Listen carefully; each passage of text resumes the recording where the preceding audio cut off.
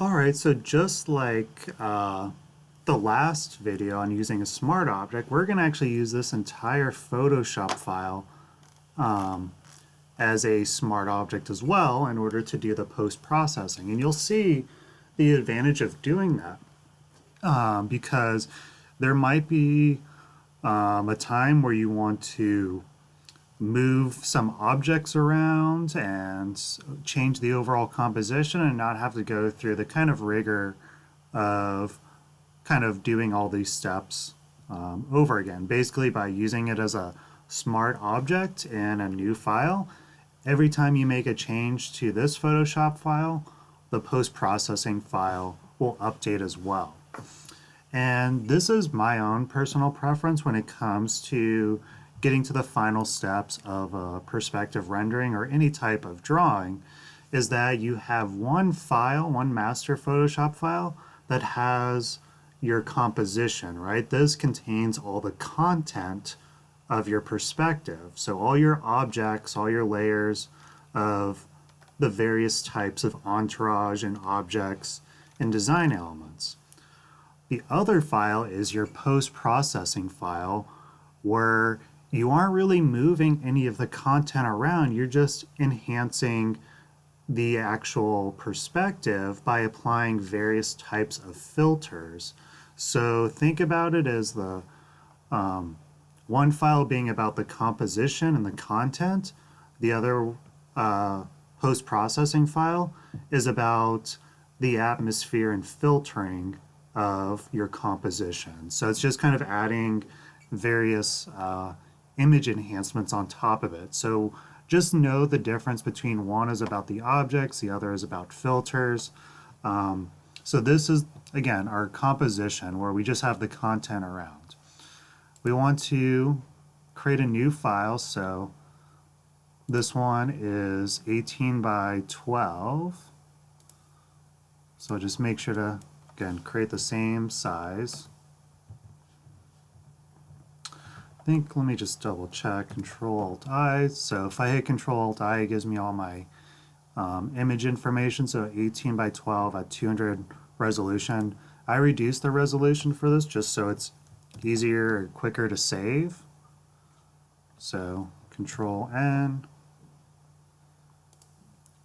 Again, width, so 18 by 12 by 200. Or at a 200 resolution. Okay, so here's my file. You want to make sure that it's saved, right? There's no asterisk to indicate that any changes have been made. Now I'll go ahead and do File, Place Linked. Now I'll go to my file, so that is the final render demo. Place that here. Okay, so now it just fits nicely there. So again, it's basically just taking this file with all these layers and compressing it into just one linked file. So it's, again, one of those things, if I just double click on here, I'll immediately go to this file and make changes, right? So maybe now I want my bird layer here. Let's see if we can actually grab it. Flock of birds, maybe I want them to be higher up. Hit enter, hit Control S to save it. Again, it takes a second. It's taking much longer when it was an even larger file. So I probably won't do it as much as I'd like to, but you'll see that now that I've done that, it's even kind of given me that prompt. And now in this file, the birds have moved, right? So I can still pretty much seamlessly change the content of my perspective and have my post-process file basically update and create the seamless dialogue between the two. So I'm just going to go ahead and save this as my post-process. So final render demo post-process.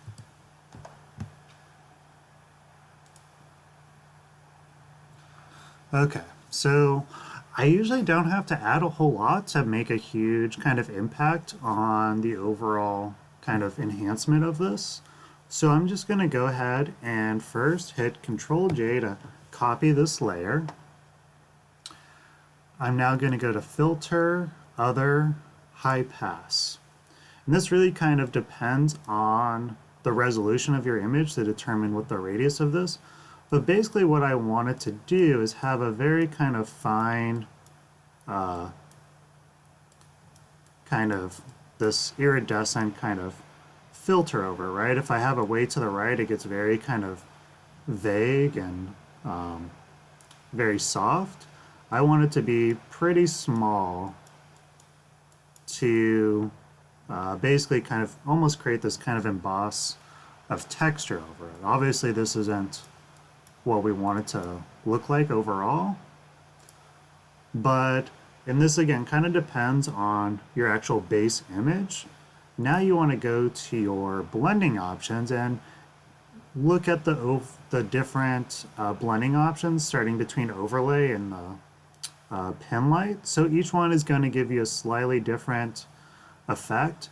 Again, when you're applying various filters to these, it's good to kind of over exaggerate because you can always kind of reduce it or change the opacity so it's not as strong. So don't feel like it needs to be perfect. A lot of it again can be modified. I like the way the hard light is. Again, you can start to see once I select that blend mode and turn it on and off, it adds a certain level of sharpness to all the textures, all the different elements. It almost looks kind of blurry when I have it turned off versus now. It really gives it a more sharpened quality to it. You can even see the perforations in this are very hard to see as they get closer to the top. But when I turn it on, we can start to see those much better. So like I said, it adds a certain level of sharpness to the image.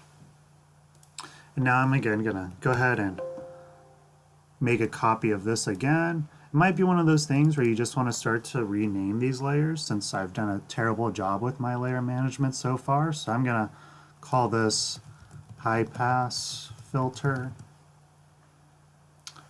And so this next one again, I put it on top so I don't see it anymore, but that's okay because I'm going to apply a different filter and it's really going to be kind of exaggerated for this. So I do want to show you with this, there's things to be very cognizant of this next filter. I'm going to go to Filter and I'm going to go down and choose Filter Gallery. And I'm going to go to Distort and use the diffused glow. And I'll zoom out so we can see it much better. So this starts again kind of like the filter implies, adds this kind of nice kind of atmospheric glow to the image, right? So we can start to adjust how much glow we want if we really want that to start to kind of fade. Do we want it to be a little more clear? I like to again kind of keep both the glow and clear amount kind of over to the left. Maybe a little bit less clear because again I'm gonna exaggerate some of this, so I'm not too worried about that. And then you can even determine if you want it more grainy or a little bit more smoothed out. But you see this in a lot of rendering techniques where there is this kind of atmospheric glow to the image, and that's how they start to create that.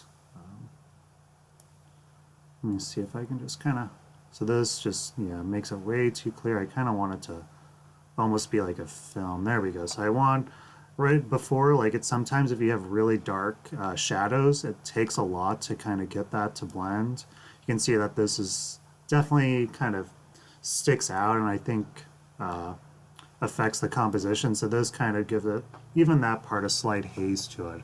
And again, I know that this is overall how I don't want it to read finally, so I'm gonna adjust the opacity now.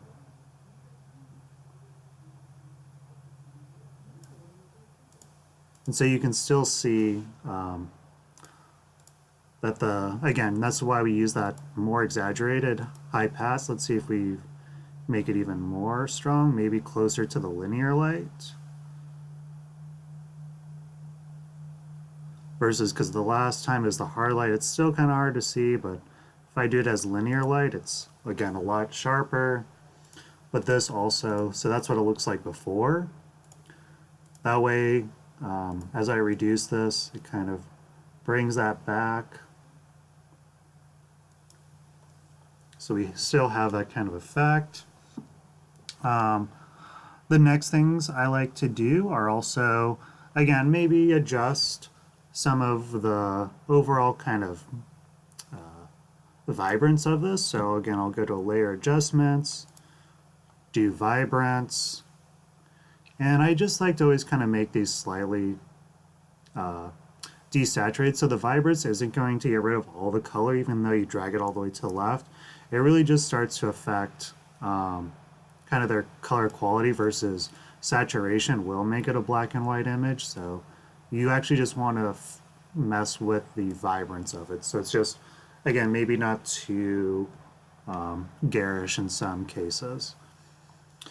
So now we will kind of begin to blend everything together a little bit nicer. Like you can see, I'll wait till the end to show you how these start to compare with each other, because sometimes these get very subtle. So I'm going to now, again, it's happening with these deep shadows either at dusk or dawn, so I want there to be that orange hue to it. So I'll go to photo filter now, and I'll add this warming filter. And you can see that there's a variety of different filters you can apply. Some of these warming filters are a little more powerful than the default, but you can always play with the density too to exaggerate some of those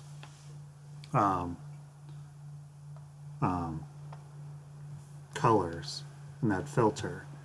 So now we start to kind of get all back to that same kind of color tone, right? So all the greens are a little bit better by applying that filter. It starts to read again. It's hard to see or notice that these are all coming from different compositions. So now the final couple things I want to do, and these are again kind of get a little bit more circumstantial to your design. You can always start to play with your curves to get a stronger contrast of everything. So I always kind of like to give it a slight S curve.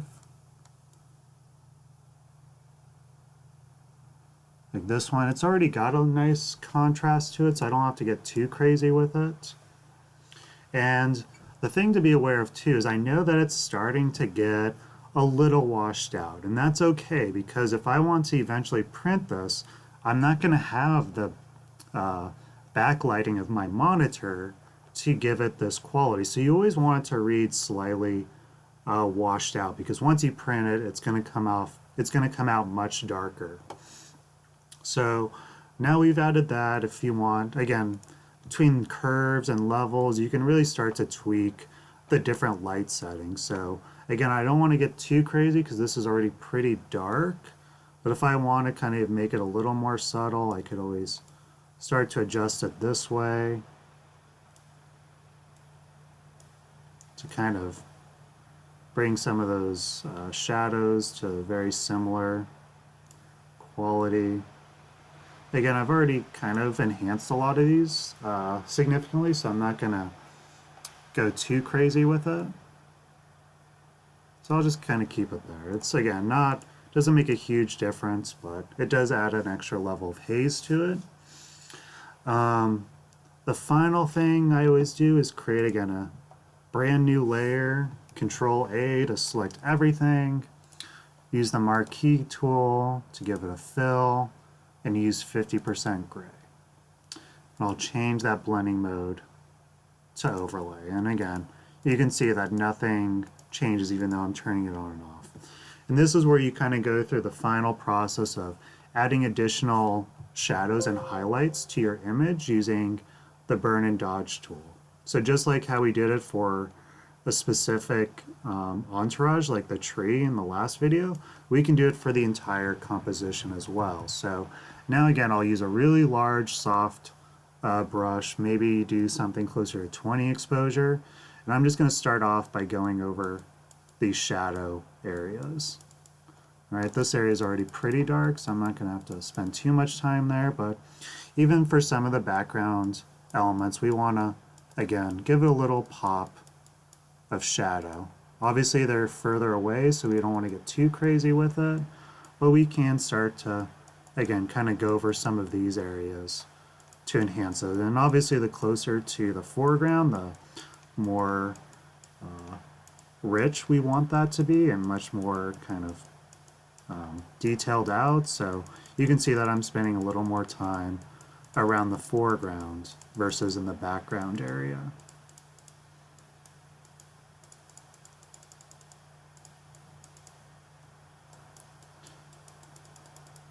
So I'm just kind of just really loosely, it helps really, it helps a lot kind of going over stuff like this to kind of break up some of the textures of things like that too. Now I'll think that should be good for now. I'll just maybe go over a little bit there. Again, it's one of those things where once you kind of start to turn it on and off, it makes a huge difference. Now I'll do dodge, and I'll keep this low as well. And I'll start to just kind of brighten and overexpose some of those areas to give it a little more glow to them. But only kind of where they need to be. Again, it's already kind of really bright, so I'm not going to get too crazy with it. But I do want to kind of go over areas that seem like they need it a little bit more. It helps kind of giving it a slight kind of haze in the background too, right? So it's just kind of subtly there. You can maybe make it a little bit smaller to do things like that.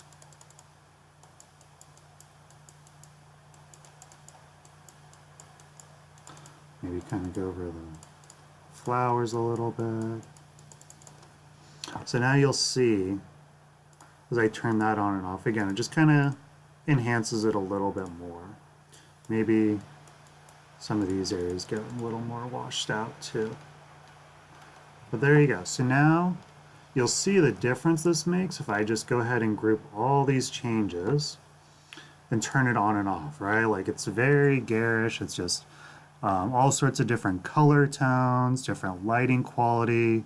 It's really the post-processing that starts to tie it all together and give it a certain tone and atmosphere. And remember, all this is linked, even these duplicated files that I did for the diffused glow and the high pass.